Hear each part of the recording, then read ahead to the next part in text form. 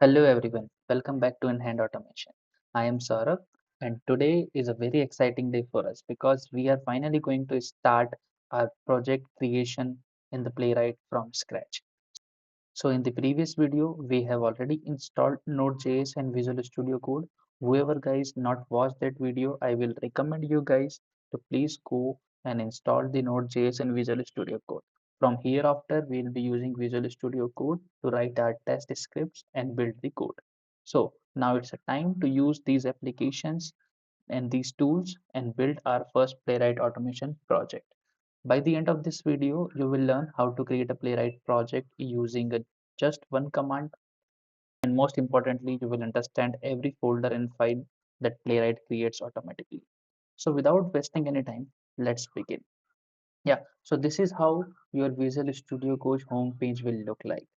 Now, before writing any code, we need a place where our project will live, right? I am creating a new folder on my desktop. So here I have created one folder named Playwright Automation. You can give any name, whatever you like. Inside this folder, we will create our first Playwright project.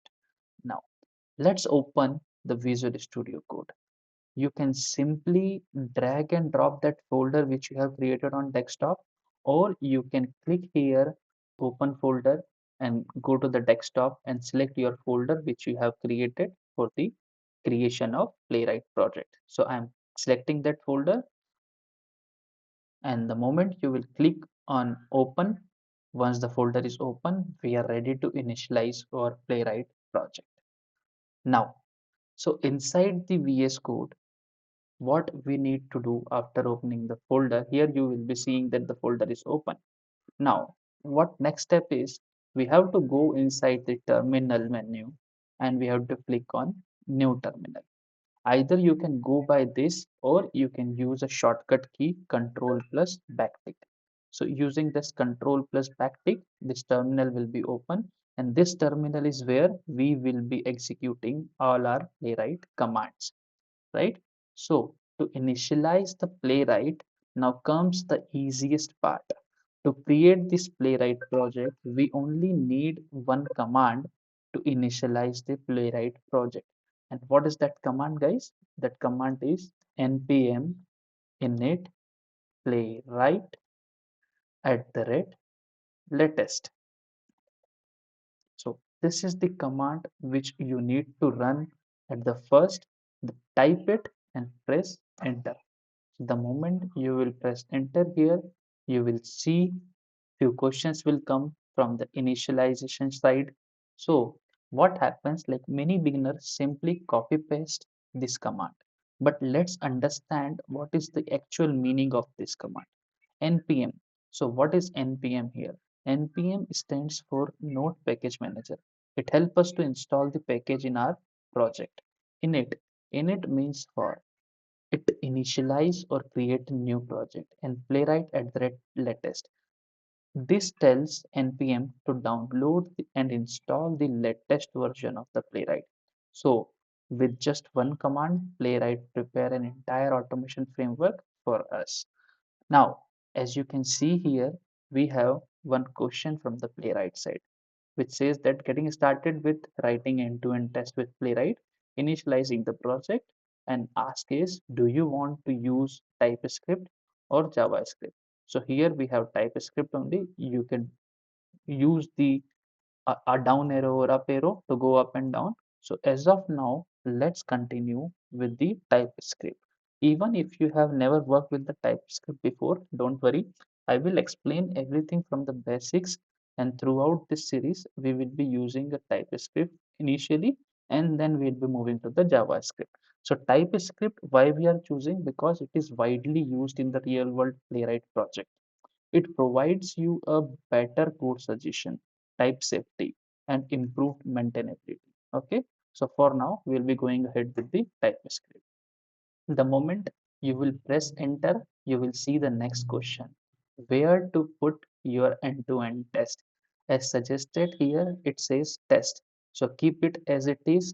This folder will contain all of your automation cases. Then The moment again you press enter, you will be getting a next question that add a GitHub action workflows. So if you are a beginner, you can select no for now because we will learn CI/CD and GitHub actions in a dedicated section later in this course. So for now, what you can do, you can select as a true or false. So the moment you will say you will press F, it will be moved to false. Now the next question come after this. Install Playwright browser now.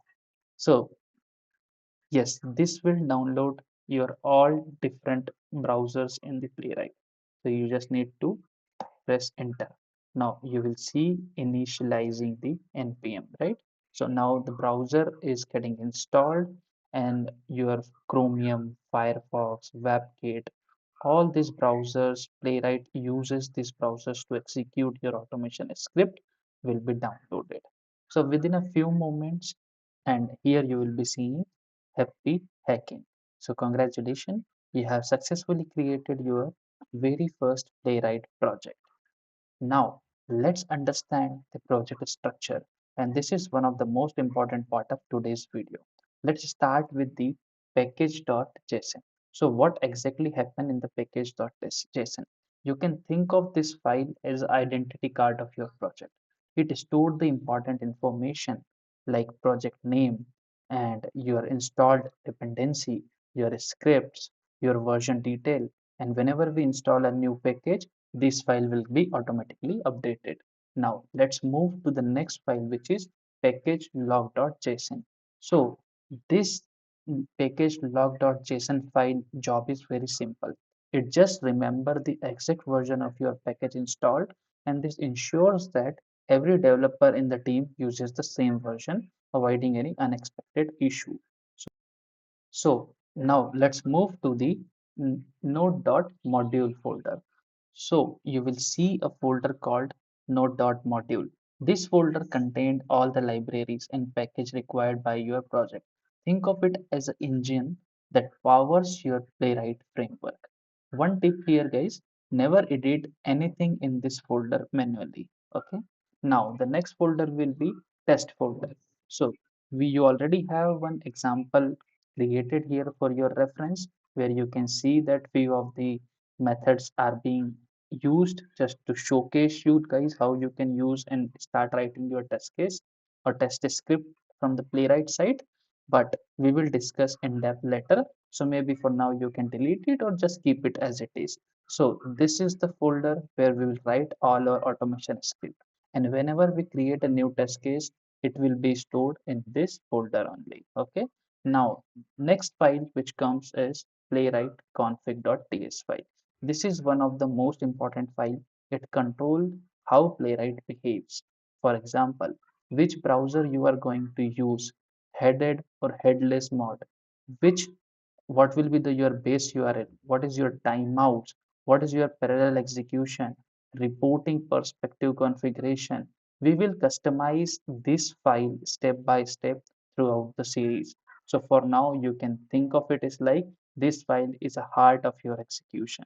And based on the details provided here, your execution will be running, right? Yeah. So these are all the important files and folders which is automatically created from the Playwright side on the installation time.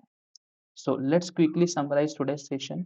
Today we learned how to initialize the Playwright project, what every installation option means, and how to understand the complete Playwright folder structure which is automatically being generated. And now your development environment is completely ready. So in the next episode, we will write our very first Playwright test script, and you will learn how to launch a browser, open a website, interact with the element, and execute your first automation test successfully. That's where the real fun begins. So if you found this video very helpful, please don't forget to like, subscribe, and share this video with your friend. And if you have any questions, drop them into a comment section. I'll be really happy to help.